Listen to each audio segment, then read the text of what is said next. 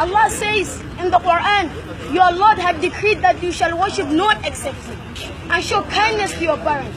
If one of them or both reach old age, never say to them, nor scold them, rather speak to them graciously, and lower for them your wings of mercy, and say, my Lord, have mercy on them as they raised me mercifully when I was young. O Muslims, in this above verse, Allah states categorically that He has prescribed kindness, affection, and obedience towards parents. The Almighty absolutely forbids ill treatment, neglect, and abuse of parents.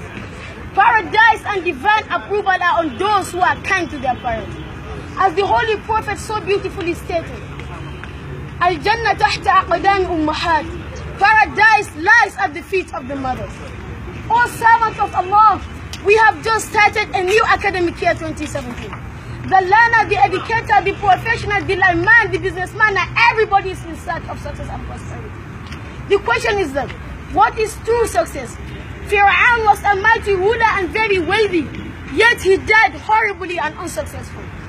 Abu Jahl, who was the uncle of our beloved Prophet, peace be upon him, was intellectual in his era, but his obstinacy and boastful arrogance blinded him to the truth, and he also died horribly and unsuccessful.